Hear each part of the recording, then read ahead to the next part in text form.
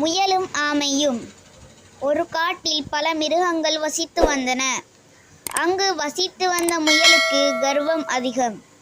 அது தானே இக்காட்டில் வேகமாக ஓடுவேன் என்ற கர்வம் வந்தது.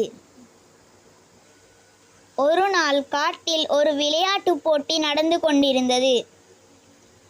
அப்போது முயல் மெதுவாக நகரக்கூடிய ஆமையிடம் ஏளனமாக தன்னுடன் ஓட்டப்போட்டி பந்தயத்துக்கு வருமாறு கேட்டது. முதலில் இல்லை என கூறிய ஆமை முயலின் கர்வத்தை அடக்க வேண்டுமென நினைத்து போட்டிக்கு சம்மதம் தெரிவித்தது. பல மிருகங்களுக்கு இடையில் போட்டி ஆரம்பமானது. தூரத்தை தீர்மானித்த பின் ஓட்டப்பந்தயம் துவங்கியது. முயல் ஆமையை விட பன்மடங்கு வேகத்தில் ஓடியது.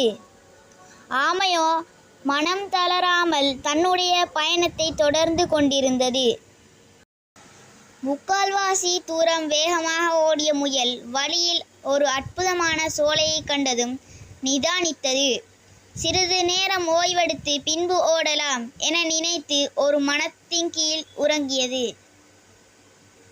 வெகுநேரம் கழித்து நம்பிக்கையின்றி அந்த வழியே வந்து கொண்டிருந்த ஆமை முயல் தூங்கும் காட்சியை கண்டு மனதுக்குள் மகிழ்ந்தது.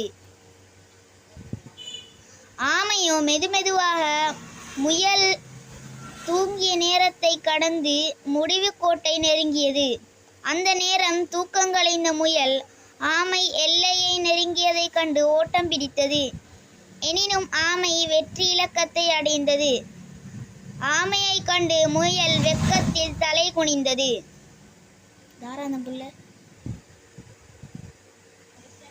நீதி நிதானம் அலட்சியத்தை வெல்லும்.